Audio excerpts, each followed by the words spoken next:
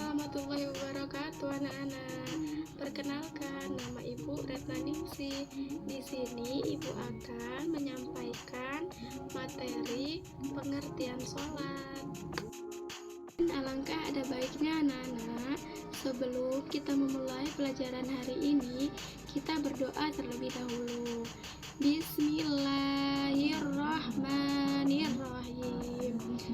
Rabbi zidni ilman warzuqni fahman waj'alni minas sholihin. Artinya, ya Allah, tambahkanlah aku ilmu dan berikanlah aku rizki akan kepahaman, dan jadikanlah aku termasuk golongan orang-orang yang soleh. Anak-anak, sekarang kita masuk ke materi yang akan kita bahas. Nah, ada yang tahu anak-anak apa itu ibadah? Oh, belum tahu. Baik. Ibadah merupakan suatu kewajiban bagi umat muslim terhadap Tuhannya. Dan dengan ibadah manusia akan mendapat ketenangan dan kebahagiaan di dunia dan di akhirat nanti. Bentuk dan jenis ibadah sangat bermacam-macam, seperti sholat, puasa, naik haji, membaca Al-Quran, jihad, dan lain-lain. Ini anak-anak, ada pengertian sholat dan dalil yang mewajibkan sholat. Nah, ada yang tahu anak-anak pengertian sholat? Oh, iya, belum tahu ya anak-anak ya. Pengertian sholat adalah berhadap hati kepada Allah sebagai ibadah dalam bentuk beberapa perkataan dan perbuatan yang dimulai dengan takbir dan diakhiri salam, serta menurut syarat-syarat yang telah ditentukan syara'. Nah, di sini dalil yang mewajibkan sholat itu: dan dirikanlah sholat, keluarkanlah zakat, dan tunduklah atau ruku bersama-sama dengan orang yang pada ruku. Nah, di sini juga dijelaskan syarat-syarat sholat. Yang pertama, syarat sholat itu harus beragama Islam.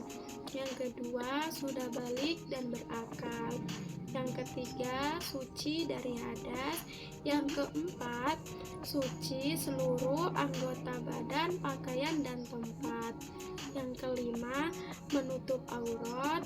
Auratnya laki-laki antara pusat dan lutut, sedangkan auratnya wanita seluruh badannya kecuali muka dan telapak tangan.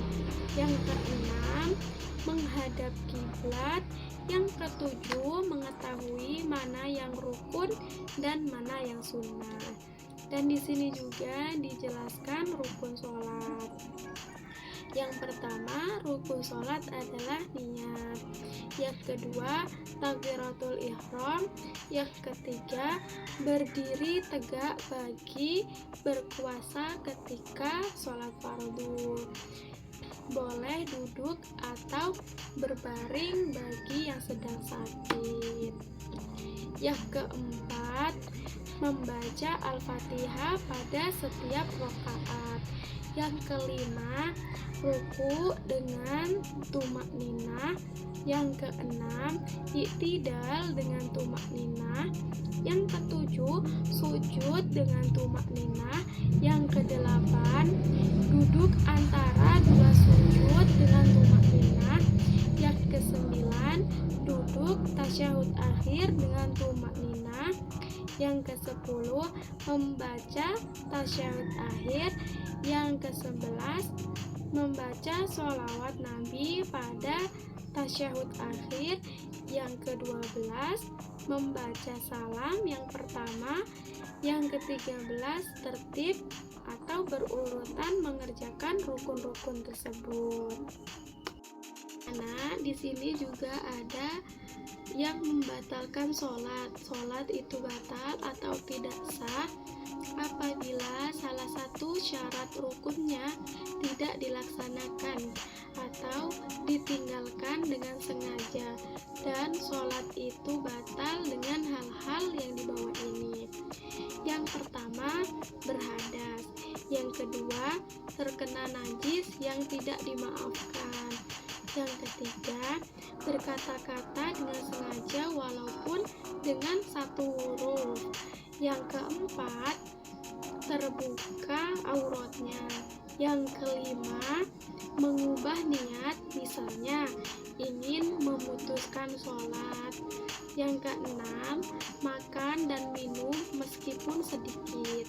Yang ketujuh, bergerak berturut-turut 3 kali seperti melangkah atau berjalan. Yang kedelapan, membelakangi kiblat. Yang kesembilan, menambahkan rukun yang berubah perbuatan seperti ruku dan sujud. Yang ke-10, tertawa terbahak-bahak. Yang ke-11, mendahului imamnya 2 ruku. Yang ke-12, murtad, artinya keluar dari Islam. Sini juga ada hal-hal yang memakruhkan kita saat sedang sholat. Yang pertama, menaruh telapak tangannya di dalam lengan baju ketika takbiratul ihram. Yang kedua, menutup mulutnya rapat-rapat. Yang ketiga, terbuka kepalanya. Yang keempat, bertolak pinggang. Yang kelima, memalingkan muka ke kiri dan ke kanan. Yang keenam, memejamkan matanya. Yang ketujuh, mengadah ke langit. Yang kedelapan, menahan hadas. Yang kesembilan, berludah. Yang kesepuluh, mengerjakan sholat di atas kuburan. Dan yang kesebelas, melakukan hal-hal yang mengurangi kehusuan saat sholat. Di sini sebelum kita melaksanakan sholat, ada urutan dalam sholat tersebut. Yang pertama, cara-cara mengerjakan sholat.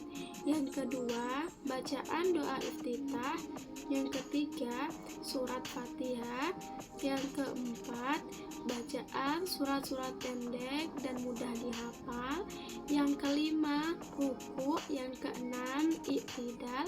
Yang ketujuh, sujud. Yang kedelapan, duduk antara 2 sujud. Yang kesembilan, sujud kedua. Yang ke-10, duduk tasyahud atau tasyahud awal. Yang ke-11, tasyahud akhir. Yang ke-12, salam. Ini dalam agama Islam, sholat mempunyai kedudukan yang sangat tinggi, yang diantaranya sebagai berikut. Yang pertama, merupakan ibadah terpenting karena merupakan perkataan kedua dalam rukun Islam setelah mengucapkan syahadat. Yang kedua, ciri orang yang bertakwa dan mukmin. Yang ketiga, sebagai tiang agama. Yang keempat, amalan yang pertama dihisab di hari kiamat.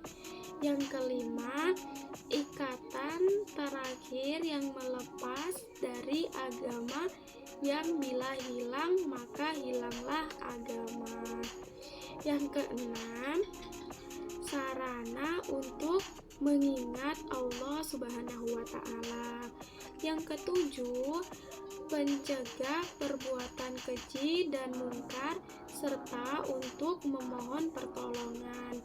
Yang kedelapan, harus tetap dilaksanakan walaupun bermukim ataupun dalam perjalanan, baik waktu damai maupun perang.